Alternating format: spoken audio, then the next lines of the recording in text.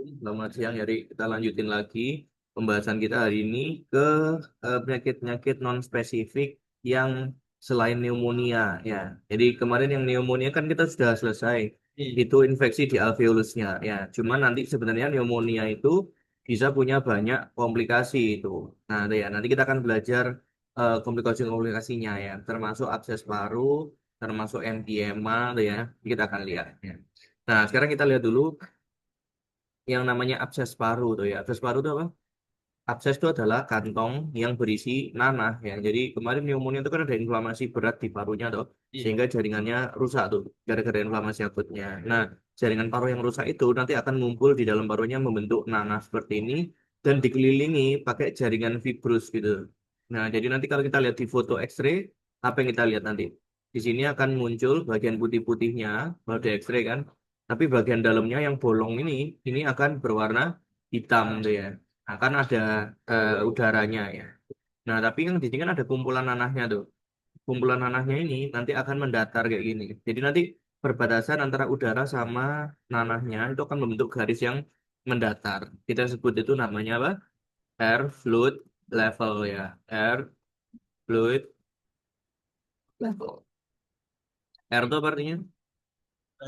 Udara, fluid, cairan. Nah, jadi level itu kan rata ya. Jadi bidang rata pertemuan antara cairan sama udara. Nah, itu nanti yang kita bisa lihat di foto X-ray-nya.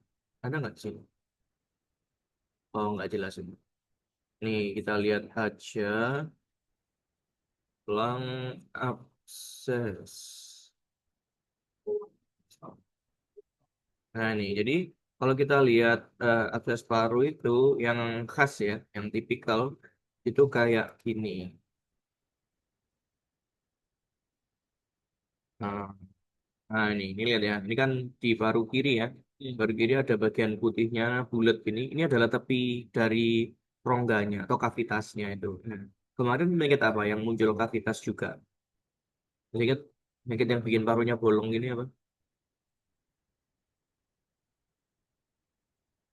Ya inflamasi juga, tapi bukan bukan ini, bukan pneumonia. Apa tuh? TB kan ya. Kemarin TB itu salah satu tandanya kan ada kavitasnya itu. Cuman kavitasnya TB itu nggak ada nanahnya di dalamnya. Jadi cuman bolong gitu aja. Karena kan bukan mencair kayak nanah kan, tapi kan dia kayak keju lembek gitu ya. Nah, jadi karena akses paru ini isinya nanah cair, dia akan mendatar kayak gitu. Nah, kayak gini. Lihat kan garisnya mendatar kan. Nah, itu karena di bawahnya ini cairan, yang di atas ini udara gitu. Ini adalah air fluid levelnya. Di deskripsinya itu ada gambaran kavitas dengan air fluid level. Nah, itu pas banget buat abses. Gampang kan? Itu abses paru. Ini bolong gara-gara pneumonia ini. Nah, nanti pneumonia itu nanahnya bisa juga nggak ngumpul di dalam paru, tapi bocor keluar pleura ya. Ini kita sebut namanya emphysema ya. Emphysema. Emphysema itu bukan emfisema ya. Kalau emfisema kan yang bolong parunya tuh. Kalau ini kan emphysema. Emphysema itu dari kata pio. Pio itu adalah nanah. Jadi ini adalah efusi pleura, tapi berupa nanah kayak gini. Nanti kita akan lihat topiknya lagi di topik efusi pleura ya. Kita bahas lebih detail tentang emphysema. Jadi kalau ditarik keluar itu bukan bening, tapi kuning. Komplikasi lain dari pneumonia ya gagal napas ya, ARDS, acute respiratory distress syndrome, ya bisa sampai pakai ventilator, ya atau bahkan meninggal gara-gara pneumonia. Cuman ini resikonya tambah besar kalau usianya tua. Ya. Kemarin skornya apa? Yang pakai usia itu usia berapa yang dia jadi resiko berat kalau meninggal 65 ya. Skornya kan curve 65 ya.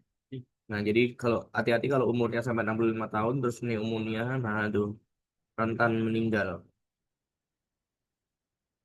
Wis, nanti kan udah tahu akses paru, udah tahu emphysema. Ya. Nah, ada pertanyaan? Nah, kalau nggak ada pertanyaan, kita lanjut sekarang ke bronkiektasis. Ya. Nah, jadi kamu harus tahu dulu arti katanya ektasis. Ektasis itu apa artinya? Ektasia, ektasis itu melebar ya. Jadi kalau bronkiektasis yang melebar apanya? Ya, bronkinya, bronkusnya ya. Jadi bronkiektasis itu adalah pelebaran pada bronkus ya. Nah, ini jadi definisinya adalah bronkiektasis itu adalah suatu kondisi penyakit ya yang ditandai secara anatomis ya dengan ini dilation and distortion. Jadi pelebaran dan pembengkokan perubahan bentuk ya pada bronkusnya ya. Yang sifatnya itu kronik dan irreversibel. Nah, ini jadi dia itu kronik dan irreversibel. Kalau kemarin pelebaran di pleura, kok di pleura, di alveolus namanya apa? Alveolus satu lebih besar gitu karena dindingnya bolong-bolong di dalamnya namanya MV emfisema tuh ya. Nah, ini mirip emfisema tapi adanya di bronkus, namanya bronkiektasis tuh ya. Nah, jadi bronkiektasis ini bisa terjadi gara-gara kehancuran atau kerusakan ya pada komponen otot dan jaringan elastisnya dinding bronkus ya. Ini adalah gambarannya dinding bronkus yang normal tuh. Jadi yang warna ungu di dalam ini kan epitelnya, mukosanya kan, buat bersihin saluran udaranya kan. Nah, di bawahnya itu kan ada jaringan ikatnya, ping-ping itu, sama ada ototnya di bawahnya itu. Ini yang normal ya. Terus di bagian luarnya itu nanti juga ada ini gerombolan-gerombolan sel limfosit itu kan untuk pertahanan. Kalau ada kuman masuk ke situ ya dimatiin sama limfositnya. Ini bronkus yang normal ya atau bronkiolus yang normal. Ini karena nggak ada kartilagonya ini bronkiolus nih harus. Nah, ini jadi bronkus yang normal tuh ya nggak perlu besar-besar, kecil aja. Yang penting dia itu lumennya longgar gitu ya, supaya udara bisa lewat dengan mudah gitu kan sampai ke alveolus gitu ya. Ini yang normal gitu ya. Tapi pada pasien dengan bronkiektasis itu terjadi kerusakan dan pelebaran pada dinding bronkusnya tuh. Jadi malah melebar kayak gini. Ya. Nah, bahkan bisa sampai ke alveolusnya. Ya. Dulu aku mikir loh, kalau bronkusnya lebar enak dong nafasnya lebih plong ya kan sampai ke alveolus lebih cepat kan ternyata yang aku lupa adalah iya betul dia melebar tapi di situ akan muncul penumpukan sputumnya ya penumpukan dahaknya jadi kental banget dan itu yang akan menyusahkan udaranya untuk lewat ya. Jadi ini juga termasuk kelainan obstruktif nanti jadi sulit buat udaranya ngalir di dalam saluran nafasnya gitu. Nah, ini prevalensinya ya. Prevalensi di Amerika ini data lama sih ya. Ini nasional aja. 52 orang dari 100.000. Itu cukup banyak ya bronkiektasis itu ya. Usianya terutama yang muda ya. Karena ini adalah komplikasi yang pada pneumonia juga bisa muncul tuh ya. Tapi akan lebih beresiko pada pasien-pasien yang usia tua tuh. Lihat tuh. Kejadiannya 272 dari 100.000 pasien. Yang di usia muda 4,2. Jadi usia muda pun bisa. Tapi apa namanya lebih besar kemungkinannya pada usia tua ya. Nah, kompleks lah masalah imunnya jelek, masalah inflamasinya jadi berlebihan tuh ya. Nah, itu di sini nanti. Nah, ini pasiennya di Amerika 110.000 pasien ya. Nah, terutama yang terkena itu adalah perempuan. Ini aku masih belum tahu alasannya kenapa. Nah, incidence-nya itu terutama di daerah-daerah yang terisolir ya, kayak di Alaska. Alaska itu lah padang salju gitu tuh. Ya mungkin di Indonesia lebih banyak, cuman nggak terdeteksi aja. Nggak tahu. Data kita kan nggak sebagus Amerika ya. Kita tuh mesti malas nyatet ya. Jadi datanya tuh amburadul. Nah, jadi bronkiektasis ini sebenarnya muncul dari proses infeksi kan ya. Infeksi kemarin dari pneumonia itu kan bikin radang tuh pasti. Radang itu kan bikin kerusakan di saluran nafasnya. Kalau radangnya berlangsung lama atau berlangsung parah, maka dia akan menyebabkan kerusakan sampai obstruksi di saluran nafasnya itu dan akan muncul bronkiektasis. Bronkiektasis itu muncul dahaknya banyak. Dahak itu kan isinya apa? Protein sama gula toh. Nah, itu adalah media yang subur buat tumbuhnya bakteri. Jadi dia akan meningkatkan resiko infeksi dan muter terus gitu ya. Jadi tambah lama bronkiektasisnya akan semakin parah. Nah, jadi kalau udah ke bronkiektasis itu udah nggak bisa balik tuh bronkusnya. Udah kayak sama kayak pasien emfisema. Susah, nggak bisa balik. Nih, patogenesisnya ya. Ingat kemarin kalau infeksi itu akan direspon sama sel neutrofil kan. Nama lainnya neutrofil tuh PMN tuh, polimorfonuklear. Ya. Nah, PMN ini ingat nggak kemarin dia bisa ngeluarin elastase kan, protein itu loh, apa namanya, enzim yang merusak proteinnya. Bukan ini. Hmm, oh bukan, kemarin di PPOK kan.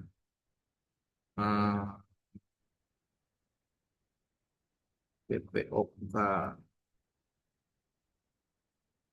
Kemarin kalau ingat tentang ceritanya si neutrofil ini, nih dia bisa bikin proteinase kan, itu ngerusak jaringan yang dia serang gitu ya.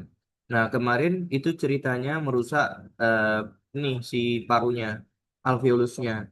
Tapi kalau pada kasusnya bronkiektasis itu, elastasenya itu akan merusak bronkusnya sendiri itu ya. Nah, jadi ini akan menyebabkan kerusakan pada elastinnya sehingga menyebabkan kerusakan struktural jadilah bronkiektasis tuh. Jadi melebar bronkusnya. Nah, terus nanti ternyata elastase ini dia juga bisa merusak itu protein imunoglobulinnya sendiri. Padahal imunoglobulin ini dipakai buat apa? Buat pertahanan tubuh terhadap infeksi bakteri toh. Akhirnya bakterinya ya tambah subur, dia hidup di dalam bronkusnya situ. Nah, jadi ini adalah gambarannya bronkus yang normal ya. Bronkus yang normal tuh ya lumennya luas ya kan. Memang dia dilapisin pakai mukosa yang ada mukusnya, ada lendirnya memang normal kan buat menangkap apa namanya kotoran, buat melembabkan udara yang masuk. Itu normal. Nah, itu kalau pada pasien bronkiektasis, jaringan ini itu rusak tuh. Jadi epitelnya itu rusak sampai ke kelenjar mukusnya itu dia rusak juga ya sampai ke bawah ini apa namanya sub epitelnya itu. Nah, jadi dindingnya itu hancur tuh ya. Jadi melebar dia. Cuman kalau dia seperti ini ternyata mukusnya itu tambah banyak yang dihasilkan sama sel-sel kelenjarnya itu. Tuh lihat tuh. Jadi dia akan mengumpul banyak mukusnya sehingga lumennya ya akhirnya akan menyempit. Jadi bukan berarti lumennya melebar itu dia jadi bronkusnya melebar itu dia jadi lebih longgar, enggak, tapi lumennya menyempit gara-gara mukusnya banyak banget ya. Jadi ini jauh lebih banyak daripada eh, pneumonia kemarin atau TB gitu ya. Nah, jadi khas banget nanti dia itu akan muncul sputum yang banyak.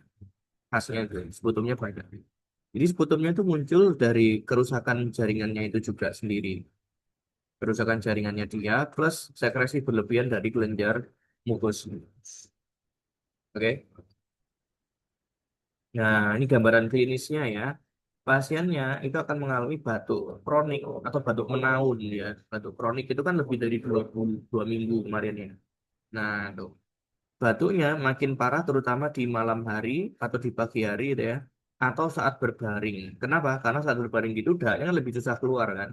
Jadi dahaknya akan terakumulasi selama dia tidur itu ya.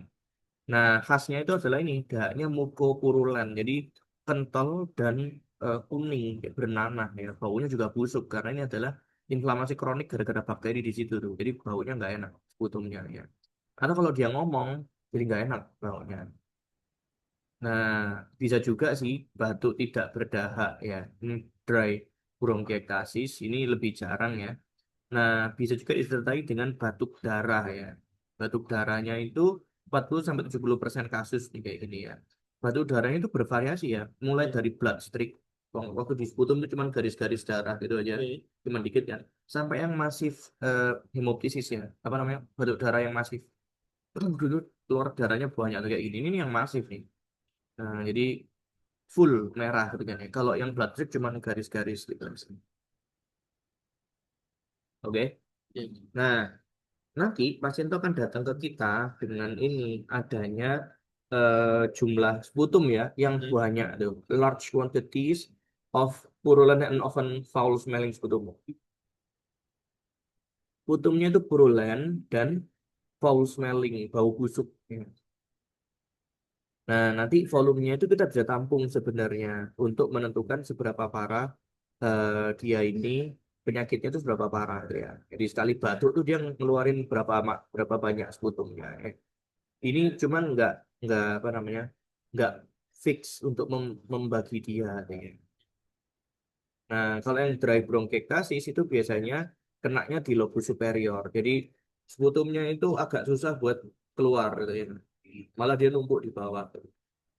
Nah, jadi ngocornya ke bawah. kalau kenanya di lobus superior. Nah, ini gambaran klinisnya ya.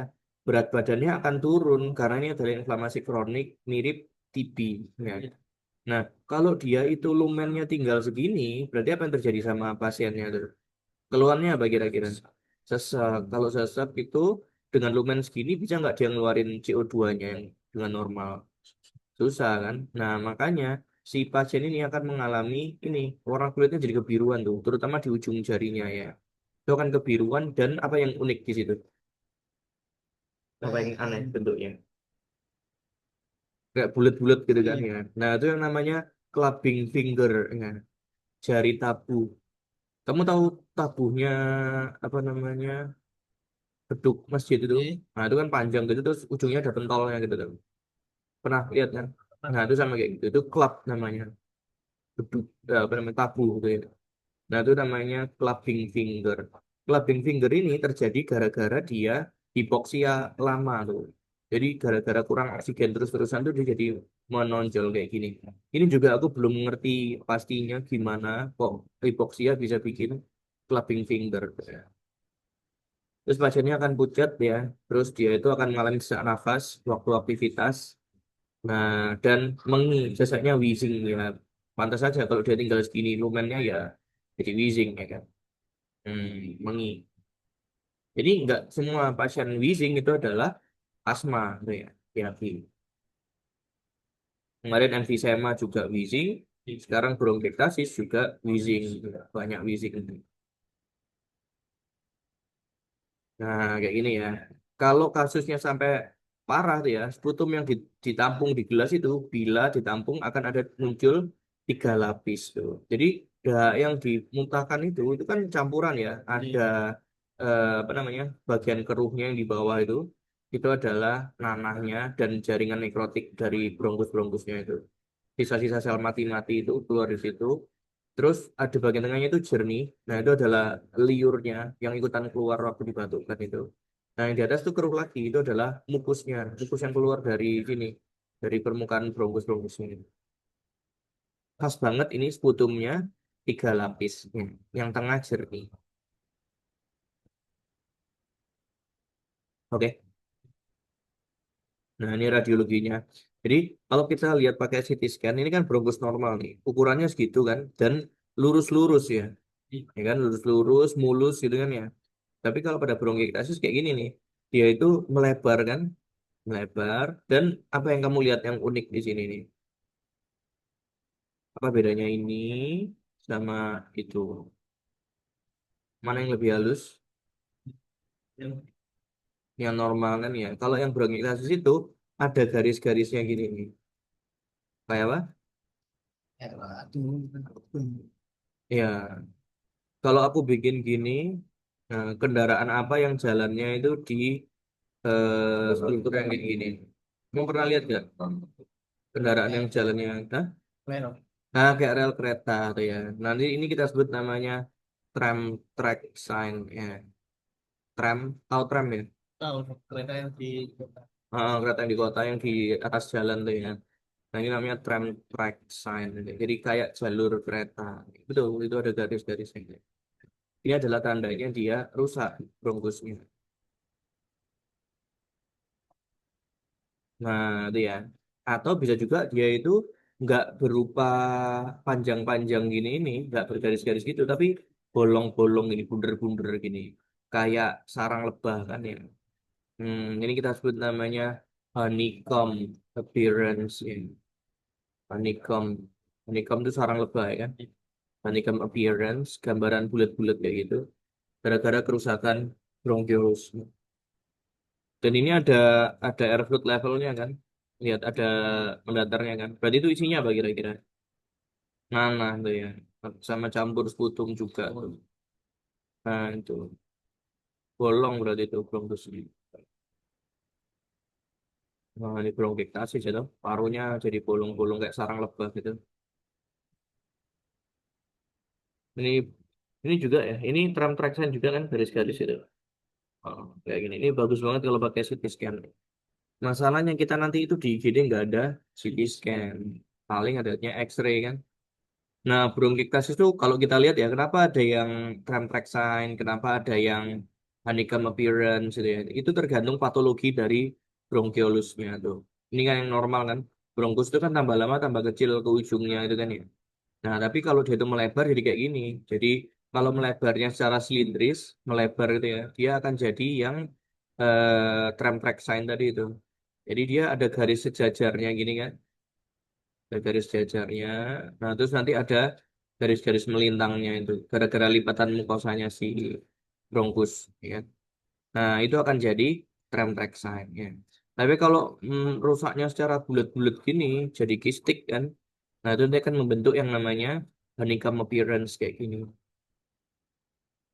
Oke. Ya. Ini juga pembagian secara patologinya aja, nggak penting amat untuk kita ya kan. Terus juga yang bentuknya kayak ini, kayak varicose. Jadi melebar tapi apa, nggak beraturan dia. Kayak pasta gigi diplotot dari tempat itu. Nah, itu. Nanti namanya toothpaste sign ini. Ya, macam-macam. Yang penting kamu tahu itu adalah tanda pelebaran dari bronchiolus. Nah, kalau kita pakai X-ray kelihatan kayak gini. Kalau pelebarannya secara silindris, kamu akan muncul tramline atau tram track sign, tramline sign sampai ini. Jadi terlihat sebagai dua garis paralel, dua garis sejajar gitu, yang warnanya putih karena inflamasi menebal tuh bronkusnya. Nah, putih dan tebal dipisahkan oleh daerah berwarna hitam. Jadi bagian tengahnya itu dia hitam, mirip kayak gambaran R bronkogram kalau di pneumonia. Tapi kalau ini kan nggak ada infiltratnya. Yang salah kan bukan alveolusnya loh. Yang salah kan bronkusnya. Nah, makanya dia muncul gambaran kayak gitu tuh, tram traction. Kelihatan kan?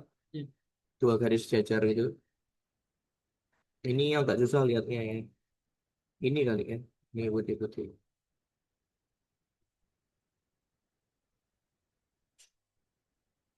Nah, kalau pelebarannya secara varikus, yaitu kan membentuk toothpaste line sign. Jadi bayangannya putih dan tebal, lebarnya bisa sampai 8 mm, ada bronkus yang penuh dengan sekretnya. Ini jarang kita temukan ya. Di soal pun jarang keluar toothpaste sign ini. Tapi bentuknya gini kira-kira nanti. Kayak odol di pelotot keluar nanti. Nah, yang sering lagi itu yang ini, yang sakuler ya. Nah, yang sakuler itu yang bolong bulat-bulat. Nah, ini akan membentuk ring shadow itu kayak kavitas tapi kecil-kecil. Ini kayak cincin ini. Namanya ring shadow. Ukurannya macam-macam sih, bisa sampai 1 cm juga. Nah, kalau yang kistik itu akan membentuk ini gambaran apa? Honeycomb appearance gitu. Nah, ini kalau dimasukin kontras ya. Jadi kita masukin pewarna ke dalam bronkusnya ternyata melebarnya di banyak tempat nih kayak gini. Yang kecil-kecil nih yang bronkus normal. Yang ini kan yang melebar-melebar. Nah, biasanya yang melebar itu di bagian bawahnya, gitu ya. Kenapa? Karena ini penyebab dasarnya penyakit apa tadi? Sebelum jadi bronkiektasis, biasanya didahului sama pneumonia kan ya. Pneumonia itu kan ngumpulnya di bawah tuh biasanya, nggak kayak TB di atas. Nah, makanya dia tuh lebih sering kenanya di lobus bawah sini. Yang lobus atas tuh lebih jarang. Kalau di lobus atas biasanya kan ini honeycomb appearance yang bolong-bolong. Ini kalau dilihat di makrosnya mirip emfisema. Ya, emfisema. Tapi ini ada nanahnya. Ini bronkusnya menebal dan tebal dan melebar. Honeycomb appearance. Sama lah ini pakai CT scan ya. Lebih bagus kalau pakai CT scan. Nah, komplikasinya dari apa namanya si bronkiektasis ini bisa muncul infeksi berulang. Tadi aku sudah bilang kan, sputum itu isinya protein sama gula. Lah itu nanti dia dipakai tumbuh sama bakteri, jadi pneumonia. Jadi bolak-balik dia pneumonia, bolak-balik dia pneumonia gara-gara bronkiektasisnya. Atau kalau habis pneumonia bisa jadi abses paru toh yang tadi. Nah, kalau batuk dia jadi hemoptysis tuh, batuk darah tuh ya. Terus kemarin muncul hipertensi pulmonal. Ingat nggak kemarin yang emfisema? Emfisema itu kan bronkusnya apa namanya? Alveolusnya melebar-melebar gitu kan. Jadi penyerapan gasnya jadi nggak efektif kan. Makanya dikecilin pembuluh darahnya. Nah, sama juga pada produktivitas itu dia juga bisa mengalami efek pulmonal tadi. Gara-gara pembuluh darah dikecilin. Nggak efektif toh saluran udara. Jadi ya dikecilin aja. Kemarin paru pinter toh. Kalau udara yang masuk sedikit, berarti darah yang masuk harus sedikit. Ya udah dikecilin aja pembuluh darah. Nah, bisa sampai gagal nafas ya, gara-gara nggak bisa buang CO2-nya tadi. Komplikasinya hipertensi pulmonal ini bisa jadi kor pulmonal, gagal jantung kanan ya. Ini sepaket lah ya.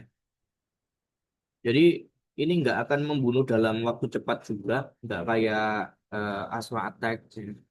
Tapi ini pelan-pelan gitu dan nggak enak, batuk sesek gitu ya. Terapinya, sebenarnya terapinya terbatas ya. Kita nggak bisa ngapa-ngapain. Ini mirip sama ngadepin PPOK ya. Jadi usahakan aja dia kembali sebaik mungkin kondisi saluran nafasnya. Mungkin meskipun nggak akan normal. Gitu. Kan tadi definisinya adalah kerusakan yang reversible nggak ini? Enggak, ini adalah kerusakan yang irreversible. Jadi nggak bisa dibalikin tuh bronkus. Tapi selesaiin aja infeksinya, bantu nafasnya ya, kasih oksigenasi. Kalau pasiennya sesak, kasih antibiotik. Kalau ada infeksinya, ya jelas mesti ada infeksinya ya, pakai aja. Fisioterapi pernapasan nanti ada yang sendiri di, di blok-blok supaya ya gampang keluar. Atau bisa juga mempertimbangkan bronchodilator biar agak lemes ini ya, apa namanya, bronkusnya. Nah, kasih kortikosteroid kalau radangnya cukup parah ya, ada demamnya, eh, gejalanya parah, kasih kortikosteroid.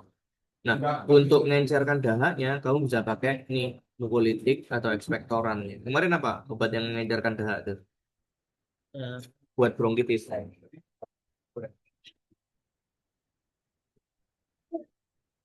N-acetyl-cysteine tuh, NAC atau bromhexin, ambroxol gitu. Yang ada broxnya gitu ya. Bromhexin, ambroxol, mukolitik. Nanti hafalin kelompok obatnya. Jadi dokter harus hafal tuh obat. Nah, nanti kasih juga ini bisa dipertimbangkan terapi surgical ya. Jadi daripada kamu apa namanya bikin infeksi terus ya mending tak potong parunya ke segmen gitu ya. Nah, kita angkat keluar. Atau juga nggak guna di dalam. Kita bisa pertimbangkan. Atau kalau beruntung ya ketemu donor paru. Ini kemarin tak suruh ke poli saraf. Cari orang yang mau meninggal di poli saraf. Nah, ini terapinya. Ingat terapinya nggak dipakai buat memperbaiki bronkusnya. Orang udah nggak bisa diperbaiki itu. Kita hanya akan memperbaiki gejalanya aja. Ya, kasih inhaled beta agonis. Ya, obatnya apa kemarin? Beta agonis. Sabar, sabar. Depannya sa juga obatnya. Sal, utamol, short acting beta agonis kan. Terus juga kasih metil santin yang belakangnya filin-filin, aminofilin, teofilin. Tapi yang banyak dipakai sih aminofilin. Atau ada juga ini di nebul pakai salin hipertonik. Salin hipertonik itu NaCl yang 3%. Kalau normal salin berapa persen tuh? NS itu kan yang konsentrasinya 0,9%. Ini lebih pekat daripada NaCl infus yang kita pakai biasanya. Itu diuapkan di apa namanya di hidungnya pasien kan supaya diserap ke parunya dia. Itu buat pengencer dada. Hanya tadi obat mukolitiknya kita bisa pakai N-acetylcysteine tadi itu ya untuk mengencerkan dada. Steroid juga bisa dipakai buat antiinflamasi, terus antibiotik kalau perlu ya. Pakai macrolide. Ini kan sama dengan pneumonia. Terapi antibiotiknya sama ini aja kayak pneumonia. Paling yang bikin ya streptococcus gitu kan. Balik-balik ya dia lagi yang bikin. Oke. Duh, habis tuh. Nah, jadi bronkiektasis ini sering banget keluar bahkan di UKM BPD. Kasusnya sih jarang ya. Nggak tahu kenapa kok sering keluar di UKM BPD. Ngerti kan gambaran? pasiennya ini. Mirip emfisema. Cuman ini yang bentuk infeksi. Ada pertanyaan sampai sini?